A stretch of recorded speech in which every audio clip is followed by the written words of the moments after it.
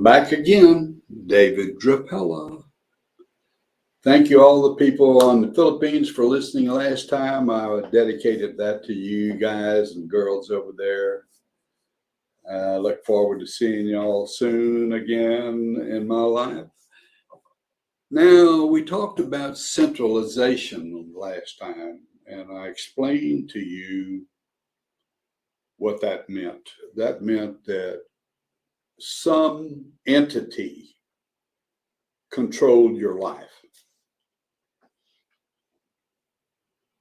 Banks, government, corporations, they control your life.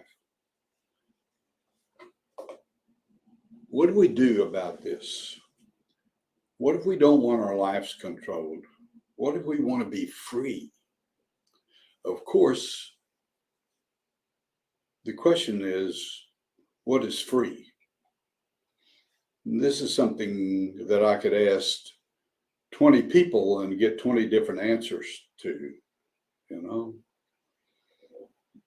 That's why I like to talk a lot about spiritual things, because you can ask people, what is love? I get asked 50 people, what is love? I get 50 different answers. 50 different answers. And I wonder to myself, how do we ever get along with one another? Because when we talk, we speak in a language. And the moment we say that word, we truly lose the essence of that word. You know, when I say the word rose or tree, you think you know what I'm talking about? No. When I say the word love, do you think you know what I'm talking about? No, I don't think so. I don't think so. In the places that I've been as a boy, moving along some other line other than this material world, at a very young age, I understood something like love. Let me go back. I didn't understand anything.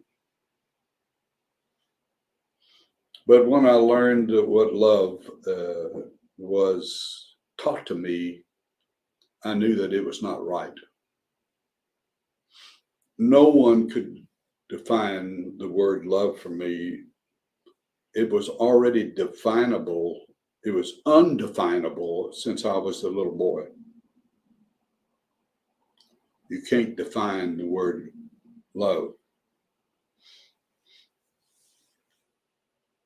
This is important as we talk to one another. I'm trying to use the English language to bring across a subject. And I'm hoping that your definition of what I'm talking about is similar to my definition. Many times when I'm in a conversation,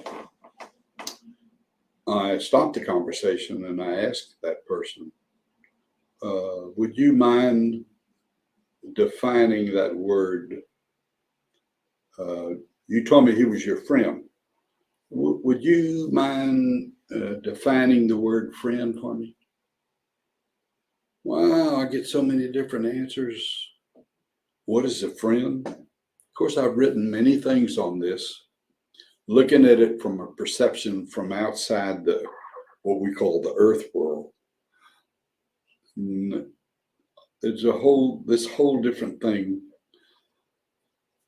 It's where you came from and it's where you're going back to, whether you like it or not. But let's go back and talk about decentralization this time. We talked about centralization, now decentral. Decentralization is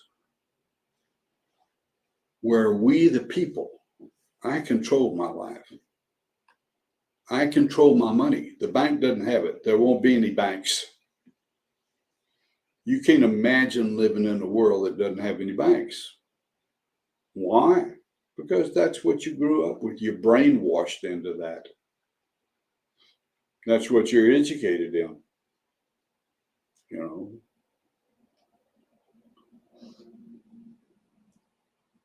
Unbelievable. So decentralization, where this is the fight that we're going to have with the centralized. There are those who don't care. Those sheep want to go in and get sheared because they want somebody to take care of them. And if they do the crypto and they give me money, they keep me, good little boy. We take care of you. You won't have to own anything. You don't have to worry about anything. This is not freedom. This is total capture, total jail time.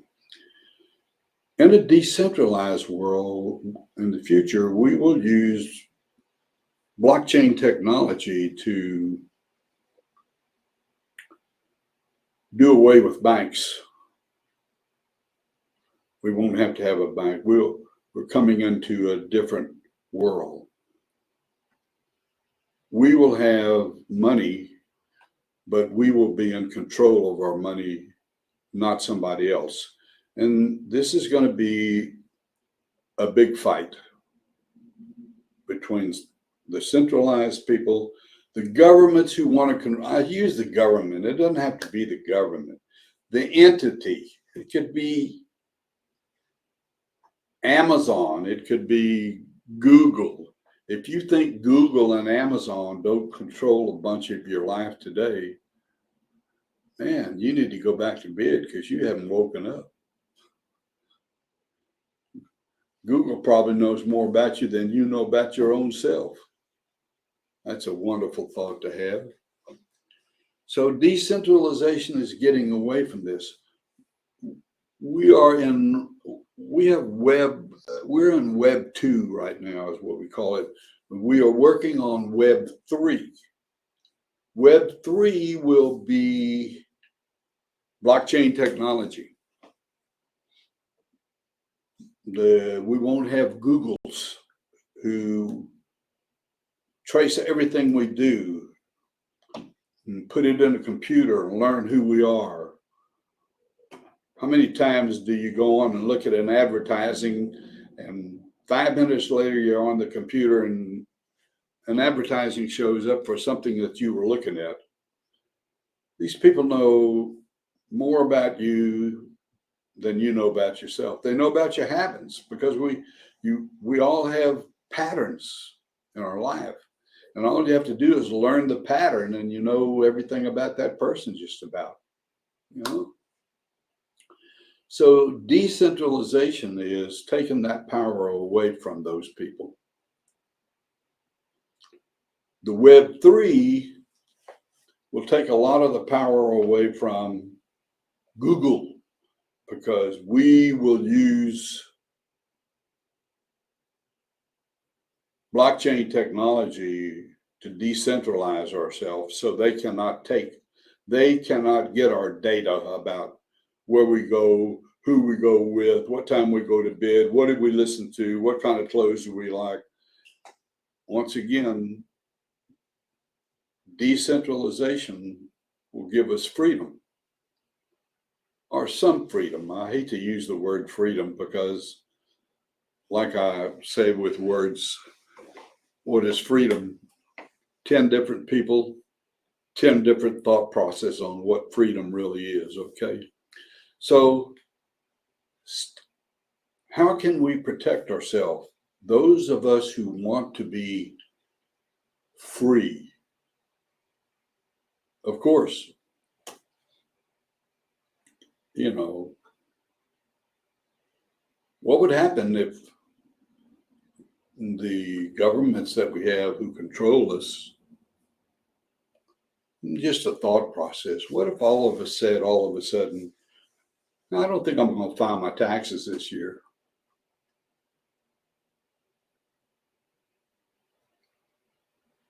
That's a thought. There's 350 million of us. The power structure is here. Just a few. I like what my old Jesus said. He said, the meek shall inherit the earth. I'm waiting for it. I'm waiting for it. All them boys think we're all stupid. But that's not the way it is.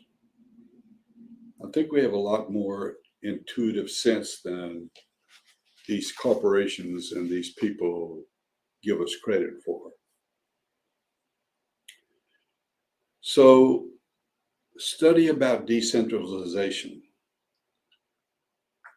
Look into decentralization and how we're going to be doing away with the banks so they don't have our money, so we have our own money.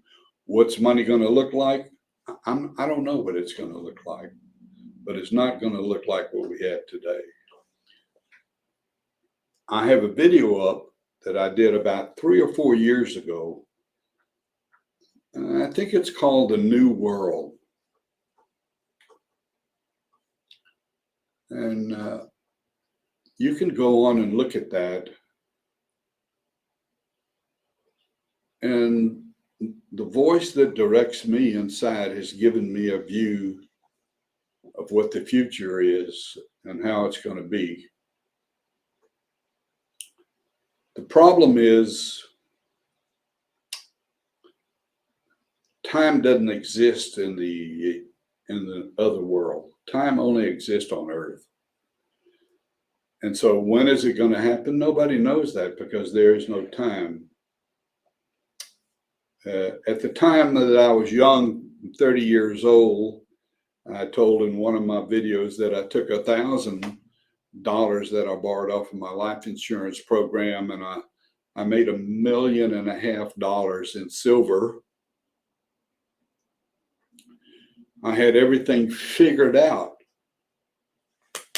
I knew it was not going to take over 4 years. Well, it took 7. And I said to the voice that talks to me, what the hell's going on? I had it all figured out. You told me everything. It's supposed to happen 4 years. Why did it take 7? Ooh, man, you talk about the loudest voice I ever heard. This guy, whoever they were hollering to me. And here's what he said to me. Wisdom and knowledge I give to you, my son. But time belongs only to me. Whoa. That was one of the biggest lessons I ever learned in my life. If you listen to the voice that we were all given, I believe, within, it will direct you. But the thing is, you tried to direct it just like I did. Should be 4 years. No. There's no time, David. There's no time. So let me tell you a little bit about myself so that maybe you can understand some of the things I'll try and talk to you about. And I've not shared this with very many people in this world, but I've got so down and old, and I've had so much, I just want to share so that you people know how beautiful you are and how divine you are and how loving you are if you stay out of your head. You know, I have a friend of mine and we go back and forth. And she tells me one thing. I said, wait. Let's go back. When you were 3 years old, tell me, was that happening in your life? No. Why is it happening here now? You're 85 like me. Why is it happening now? Well, it's happening because we've all been brainwashed. We've all been played with it in our minds. And so much of it is subliminally. Unless we wake up, we're in a lot of problems on this earth. And the only way you wake up is a higher frequency. We are in a very low frequency. I play the guitar and I have this low brrr, and I can take that same note and play it same note, but one of them is just so low. That frequency is so low. This world has got to come out from where it's at. We're probably, they say we're in the third dimension. Well, you better get ready because the fifth dimension is coming, whether you like it or not. And you better join it because it's going to be the thing that's going to hopefully bring some peace and love and kindness back into this world from what we have right now. So let me tell you, I can say this now probably because I'm 85 years old, because it's taken me a long time to look back on my life and to compare it to others. When we're kids, when we're young, we're all the same. You know, you don't think about being different. You just who you are. For me, I always thought my life was just like everybody else's, but that has proven not to be right.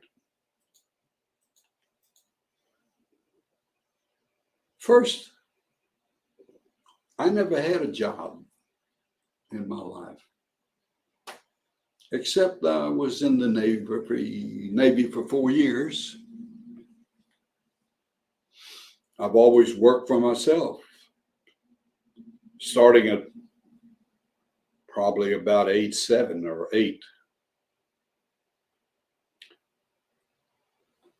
I was a child that my mother would say to me when I'm 4 or 5 years old, David, you live in a different world.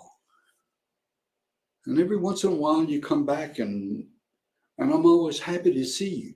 Well, where do you go? This started when I was about 4 or 5. Of course, at that age, I had no understanding of what my mother was saying. But I've had time. At 85, I have much more understanding. I was sent away to school because I was so different. My family could not handle many of the things I would say or do. My family was of the Catholic religion, and that is where some of the misunderstanding got started. At age 5, my mother explained to me how I could go to hell if I was not a good boy and go to church. God's going to punish you for not going to church. Which I told my mom, I said, Mom, God don't punish nobody. He don't punish anyone, Mom. If they get punished, it's because they create their own punishment. Of course, this blew my mother's mind. I know now. I didn't know then because you're 5 years old. What, you just are. And I can remember very, very clearly my mother saying to me, I'm the adult in this conversation and you're the child, and I want you to remember that. Okay, Mom. but you have a different God than me. I can tell you that. How can you tell me these things, David? She would say. And I told her, well, I got this little voice that loves me and it talks to me and it tells me all of this. And she's going, what voice? What voice? Funny. And I said, the same one you got, Mom. You're just not listening to it for guidance. And of course, I had a great mother. No son could love a mother anymore, not love mine. And of course, she said, we have to keep this a secret between you and me, David. I now know that had I told other people about this voice when I was that age, they would have believed that I was deranged upstairs in my mind. And I understand that my mother was trying to protect me.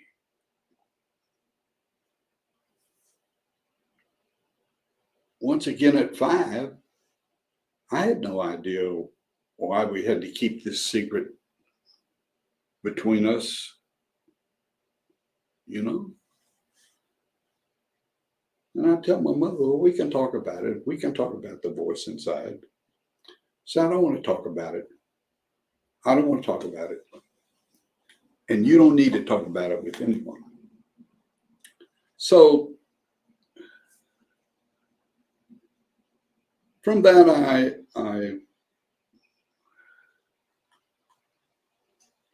I went into the Navy and had my own job after that. And I've always been to myself. I love people,